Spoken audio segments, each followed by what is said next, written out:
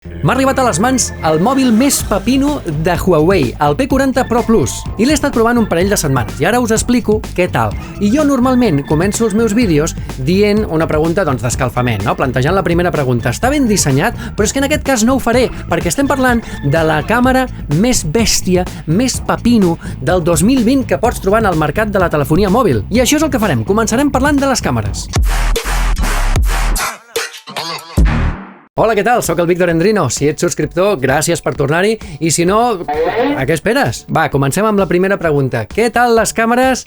Ara sí val la pena parlar de les càmeres d'aquest P40 Pro Plus, perquè és que realment a mi hi ha hagut moltes coses que m'han deixat al·lucinat. Si només fos una, dius, doncs una fa una cosa molt maca, però tota la resta són normals. No, és que en aquest cas en són unes quantes. I això, ja ho veureu, són motius suficients per dir que aquesta serà la millor càmera de l'any 2020. No crec que hi hagi cap aquest any que la superi. Per començar, les càmeres tenen unes òptiques de la casa Leica, que és una de les cases més prestigioses en temes d'òptiques, objectius i lents fotogràfiques. La càmera principal és de 50 megapíxels amb intel·ligència artificial. Després té un gran angular de 40 megapíxels brutal, un sensor de profunditat per fer allò del desenfocament del fons, un teleobjectiu de 8 megapíxels que et fa fins a 3 augments, i atenció perquè té la diferència amb la resta dels seus germans de la gamma P40, ni el P40 Lite, P40, P40 Pro, i aquest és el P40 Pro Plus, que es diferencia dels altres perquè té un teleobjectiu periscòpic de fins a 100 augments. I ojo que els 10 primers són òptics i els 20 següents són híbrids. Després ja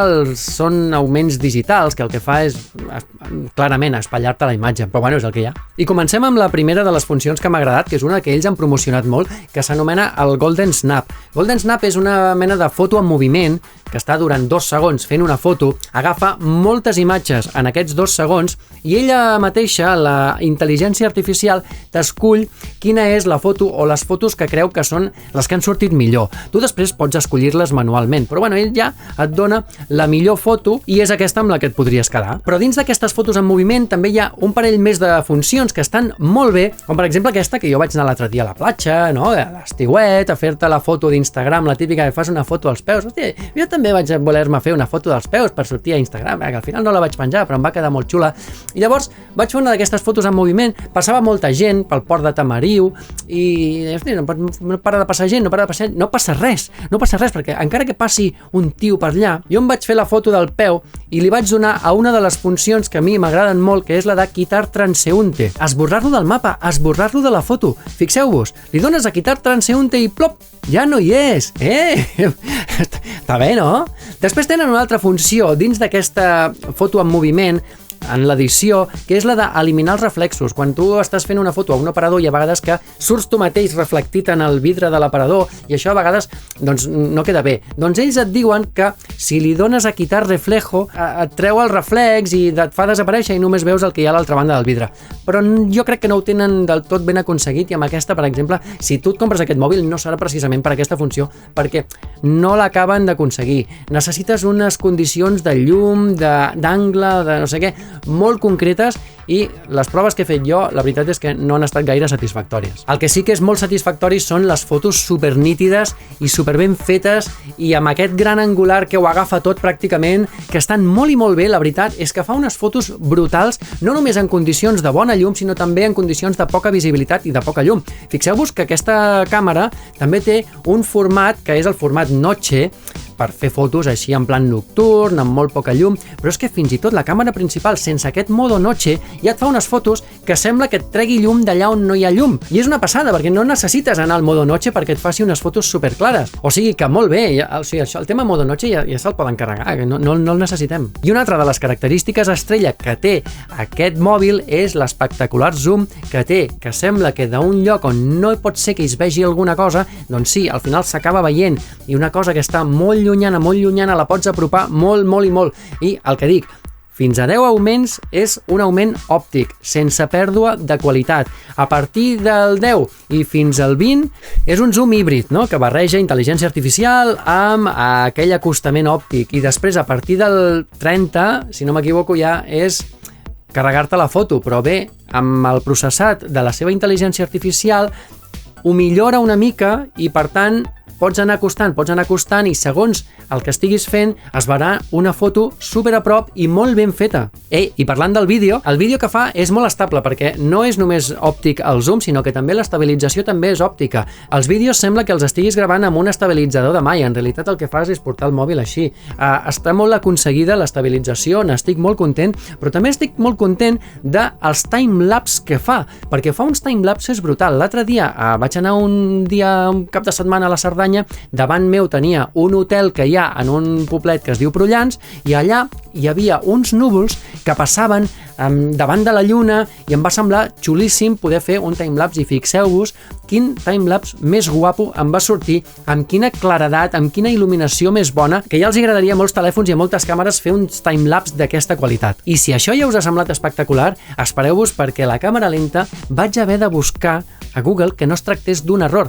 perquè semblava que fos un error. Et fa càmera lenta a 7.680 frames per segon. I jo pensava, oi, es deuen haver equivocat, diu, igual són 768, no, 7.680 frames per segon. Si ja fa poc consideràvem la càmera ultralenta 960 frames per segon, aquesta ho fa a 7.680, acollonant. I això què et permet? Doncs et permet veure com les mosques i com les vespes aletegen quan volen. Et permet gravar un colibrí, et permet gravar un grill quan salta, vale? Que només et deixa gravar unes fraccions de segon i que m'agradaria que es pogués gravar molta més estona, però deu ser que el mòbil en si no és capaç de processar més d'aquest segon que et deixa gravar en càmera ultralenta. Però fixeu-vos quins exemples. És que hi havia dies que em passava hores buscant bitxos per poder gravar i espantant-los a veure si saltaven o què. És un vici. Ojo que enganxa. Una altra cosa molt bona que té el vídeo és els vídeos que pot gravar sota l'aigua, perquè sí, amics, és submergible i pot gravar vídeos a sota l'aigua. I quan surtis de l'aigua, assegura't de bufar bé i de treure l'aigua que quedi en el connector de càrrega i en l'altaveu, perquè si no te'l pots carregar perquè es poden oxidar algunes de les peces de dins. No de fora, perquè de fora és inoxidable, però per dins els connectors de càrrega et poden donar un disgust i et pots quedar sense telèfon. Això sí, mentre funcioni, els vídeos te'ls gravarà de nassos. I per últim, la càmera frontal és de 32 megapíxels i una de les coses que més m'agrada de la càmera frontal, a banda de les bones fotos que fa i de l'amplitud d'angle de visió que té, és que també pot gravar vídeos, que no és normal això, vídeos en 4K a 60 frames per segon. Una borrada, és pràcticament la màxima qualitat de moltíssimes de les càmeres del mercat, no només de mòbils, sinó també de càmeres fins i tot rèflex. O sigui que qui tingui aquest mòbil pot estar molt content. Deixem les càmeres i passem a respondre altres preguntes que molta gent es pot fer. Quan dura la bateria?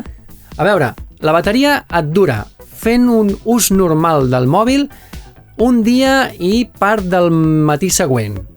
No arriba a ser un dia i mig, però jo no vull entrar en parlar d'hores de pantalla, hores de no pantalla, que això és un indicador que fa servir molta gent per saber si la bateria dura molt o poc, perquè en realitat tot això depèn de l'ús que li donis al telèfon. Si estàs tot el dia, com em va passar a mi, intentant fer càmeres lentes a 7.600 frames per segon, clar, et dura mig dia la bateria i arribaràs a tenir moltes menys hores de pantalla que si li dones un ús normal d'aplicacions que no consumeixin tanta bateria. Per exemple, el típic xat, la típica navegació per internet, ús normal, el correu, alguna foto, val? Però és que si et poses a gravar vídeos i a fer fotos tot el dia perquè te n'has anat a fer turisme no sé on, millor que portis una bateria externa perquè ni aquest mòbil ni cap altre et durarà tot el dia. Següent pregunta, quan triga a carregar?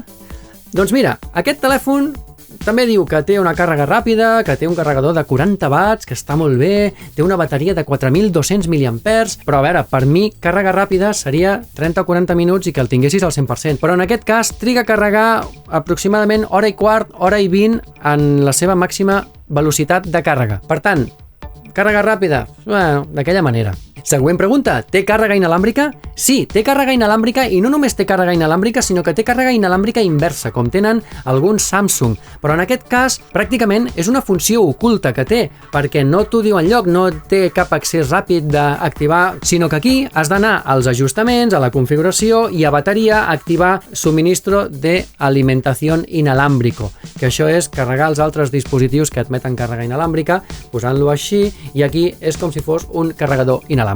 Següent pregunta, que és una de les preguntes que es fa molta gent quan parlem de telèfons Huawei, perquè clar, als Estats Units han vetat a Huawei la possibilitat de fer servir aplicacions i serveis de Google. Llavors, la pregunta és, què puc fer servir de Google i què no amb aquest telèfon? perquè sí que hi ha coses que pots fer servir de Google. Sí, fins i tot hi ha aplicacions de Google que et pots instal·lar en un Huawei, encara que no es digui. Encara que no tinguis la botiga d'aplicacions de Google, la Google Play Store, no la tens, la Google Play Store, evidentment que no, però tens altres plataformes que et proporcionen aplicacions com, per exemple, la App Gallery de Huawei o Petal Search. Petal Search és una aplicació que ja et ve aquí posada i que és un cercador d'apps en format APK. Què són les apps en format APK? Doncs és com quan tu agafes un programa o una carpeta i la comprimeixes en zip, en l'ordinador, en format zip, no? És una cosa comprimida que després la pots enviar així en un sol arxiu allà on vulguis. Doncs les aplicacions en format APK són aplicacions empaquetades per poder enviar o per poder-te-les quedar tu com a còpia de seguretat, i això es fa amb aplicacions com APK Extractor, per exemple, que és la que faig servir jo, que va molt bé, que tu dius, mira, doncs vull agafar aquesta aplicació, me la comprimeixo en APK i me l'envio per WhatsApp a un altre dispositiu. Doncs hi ha molta gent que aquestes aplicacions les puja a repositoris, a altres pàgines web, i tu des de Petal Search pots fer una cerca i pots buscar doncs, aplicacions com, jo què sé, Facebook, Instagram, la gran majoria d'aplicacions. Inclòs Google Chrome, el navegador d'internet de Google, funciona perfectament i es pot instal·lar en el Huawei P40 Pro Plus, i no només en aquest, sinó en tots els Huawei que existeixen. I de moment amb això ja comencem molt bé, perquè funciona perfectament. L'únic que no pots fer és iniciar sessió, perquè això ja depèn de serveis de Google. Però fins i tot et guarda les contrasenyes i tot, i funciona correcte i perfectament. Altres coses de Google que es poden fer és veure vídeos de YouTube. No necessites l'aplicació de YouTube, no la tindràs, però pots entrar, vas a Google Chrome, tecleges youtube.com i veus els vídeos que et doni la gana de YouTube. Fins i tot pots iniciar sessió, aquí sí. I el Gmail? El Gmail funciona? Clar que funciona! No et podràs baixar l'aplicació de Gmail, però és que el Huawei ja té una aplicació que es diu Correo. Vas a l'aplicació Correo i l'introdueixes al teu compte de Gmail i ja està, i Santes Pasques. Fins i tot et pots baixar el Microsoft Outlook, que hi ha molta gent que el fa servir, i també introduir-li al teu compte de Gmail i podràs consultar el Gmail i t'arribaran els correus igual amb una notificació, com si aquí no hagués passat res. I Google Maps? Puc fer servir Google Maps? Atenció, perquè Google Maps es pot fer servir pràcticament tot. Pots buscar llocs, pots fins i tot calcular rutes, pots veure a on hauràs de sortir, a quin quilòmetre de l'autopista, hauràs de tirar a l'esquerra, a la dreta, a la tercera salida a la rotonda, això no sé què. Això sí que ho pots tenir. L'únic que no pots tenir és la navegació en temps real. És a dir, si tu vas conduint, allò de gira a la dreta o gira a l'esquerra, no hi haurà cap veueta que et vagi indicant. Però, per exemple, jo de l'App Gallery de Huawei m'he baixat una aplicació que es diu Here We Go, que és de mapes, que és de navegació, que funciona perfectament, i fins i tot hi ha gent que diu que va millor que Google Maps. També pots tenir Google Drive accedint-hi a través de web, però una cosa que sí que no tindràs de cap de les maneres és l'aplicació de xat de Google. Això sí, que la gent que estigui acostumada a parlar amb els altres a través de Google Hangouts no ho tindrà ni a través de web ni a través de l'aplicació. Oblida tant, fes servir altres aplicacions o compra't un mòbil que no sigui Huawei, perquè això sí que no ho tindràs. I bé, per la resta de coses farem un petit resum. Et puc dir que té una pantalla fantàstica, 2K, amb una lluentor molt bèstia, que està molt bé, que no trobaràs a faltar en cap moment lluentor allò quan surtis a sota el sol, que de so no està malament, però no és estèreo, només té un altaveu aquí. Hi ha una cosa que em fa molta gràcia d'aquest telèfon, és que no té altaveu ni auricular per la part de dalt, sinó que té un altaveu a sota del vidre, més o menys a aquesta altura, que tu, quan truques per telèfon, tu has de posar aquí i el so et surt de sota el vidre. És una cosa que no havia vist mai i que, mira, em fa molta gràcia. D'especificacions bàsiques et diré que aquesta unitat que m'ha arribat és de 8 GB de RAM i 512 GB d'emmagatzematge, per tant, mig terabyte d'emmagatzematge per fotos i vídeos i tot el que et doni la gana, però és que a més també li pots posar una targeta de memòria. Ojo que no és micro SD, és una targeta de memòria especial que es diu NM Card, Nano Memory Card, que és propietat de Huawei. Només pots posar-li aquest tipus de targeta de memòria. Té 5G i el 5G més complet que se li pugui posar a un telèfon mòbil actualment, és a dir, el SA i el NSA. Fins i tot té Wi-Fi 6, o sigui que els friquis de la tecnologia que tingueu un router amb Wi-Fi 6 ja podeu gaudir-ne de les velocitats que us ofereix el Wi-Fi 6 amb aquest mòbil. I també li pots posar dues targetes SIM. El que passa és que una et funcionarà amb 5G i l'altra només t'arribarà a 4G. Però bueno, A veure, tampoc és un gran problema, em sembla. I per acabar, em sembla que el preu es dispara una mica. El preu oficial són 1.399 euros, però ja sabem que els preus oficials de les marques acostumen a estar una mica per sobre del que és la realitat del mercat. Per tant, jo crec que si busques una mica trobaràs entre 1.100 i 1.200 euros, pots comprar-lo perfectament. I fins aquí el P40 Pro Plus de Huawei, amb les seves coses bones, amb les seves coses no tan bones, però bé, que sàpigues que com a mínim això és el que hi ha. Això sí, la millor càmera del 2020 per descomptat. Gràcies i fins la propera!